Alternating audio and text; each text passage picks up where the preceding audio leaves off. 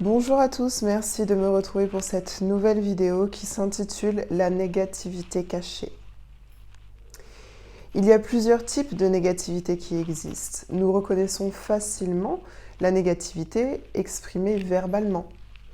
Quand on entend dire par exemple qu'un tel est vraiment mauvais dans ce qu'il fait. Ainsi que la négativité exprimée physiquement. Quand une personne vous regarde avec des gros yeux pleins de colère, mais qu'elle se contient. Et la plupart d'entre nous reconnaissons très bien ces deux genres de négativité exprimés par les autres.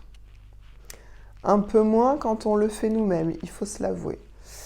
Lorsqu'on est agacé par quelque chose ou quelqu'un, et qu'on laisse échapper une critique sur une personne, une situation ou un événement, on ne prend pas la mesure qu'on est devenu la personne négative qu'on ne veut pas être.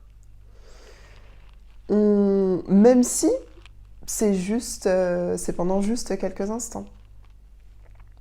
Et également, quand on est énervé par quelque chose, on pense que le fait de se contenir nous permet de cacher cette colère.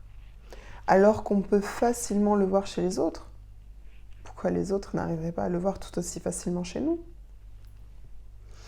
À cette négativité de soi, qui est souvent inavouée, il y a d'autres genres de négativité qui passent complètement inaperçus dans notre quotidien, mais qu'on alimente encore et encore. Dans ces types de négativité cachée, il y a la négativité des peurs. J'ai peur que cette situation dure plus longtemps que prévu. Il y a la négativité des doutes. Je ne pense pas que ça puisse s'améliorer aussi facilement. Il y a la négativité de la projection. Attention, tu vas tomber. Il y a la négativité des possibilités. Je ne peux pas faire ça ou tu ne peux pas faire ça parce que pas assez de temps, pas assez de compétences, etc. Tous ces types de négativité sont des pensées limitantes envers soi ou envers l'autre. Quand on dit « je ne peux pas faire ceci par manque de temps », on limite le fait que notre temps, le temps de notre quotidien tel qu'il est aujourd'hui, ne peut pas être modifié, ne peut pas être priorisé, qu'il est impossible de se lever plus tôt ou de se coucher plus tard, et que chaque élément de notre journée tel qu'il est aujourd'hui doit être fait à la minute près.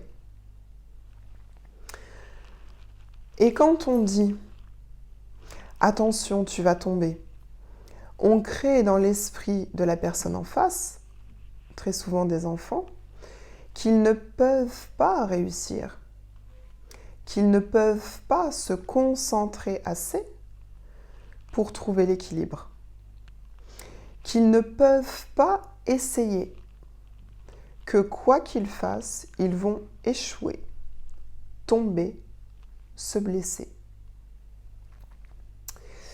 Et effectivement, à force de se répéter cela à soi ou de le répéter aux autres, eh bien, ça devient de plus en plus vrai.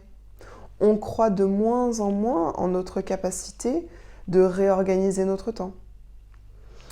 L'enfant croit de moins en moins en sa capacité à réussir. Et donc, il tombe. Et il se fait mal. De plus en plus souvent. Et on va répéter de plus en plus la même chose en l'accentuant.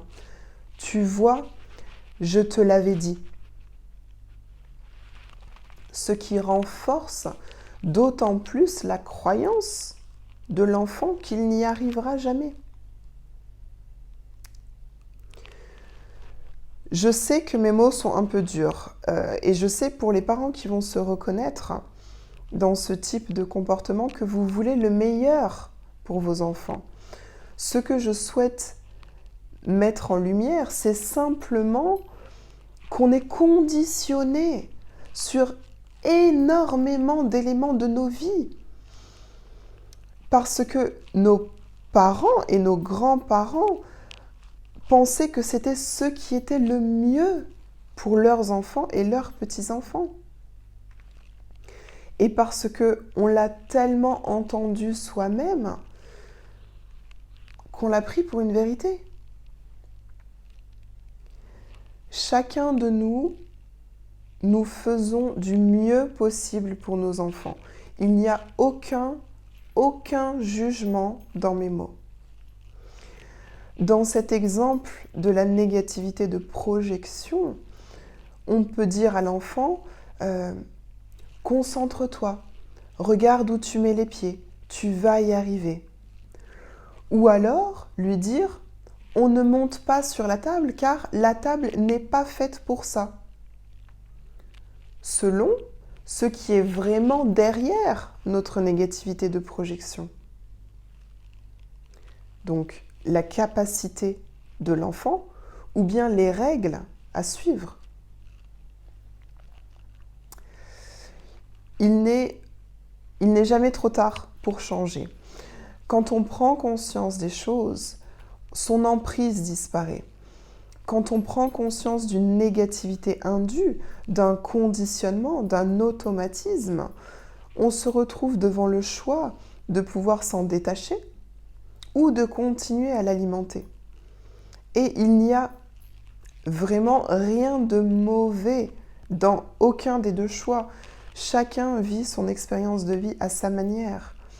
Et je crois fortement que tout arrive pour une raison, qu'on comprend souvent longtemps après. En prenant conscience de tous ces types cachés de négativité, vous reprenez votre pouvoir personnel. Vous voyez votre potentiel tel qu'il est, c'est-à-dire immense et plein de promesses. Merci d'avoir visionné cette vidéo, j'espère qu'elle vous a plu. Je vous invite à laisser en commentaire des compréhensions que vous avez pu avoir sur ces types de sujets. Ça peut aider des gens qui seraient dans la même situation que vous à s'en rendre compte aussi pour eux-mêmes. Merci pour vos likes, merci pour vos abonnements, merci pour vos partages. Je vous souhaite une excellente journée et je vous dis à bientôt. Au revoir.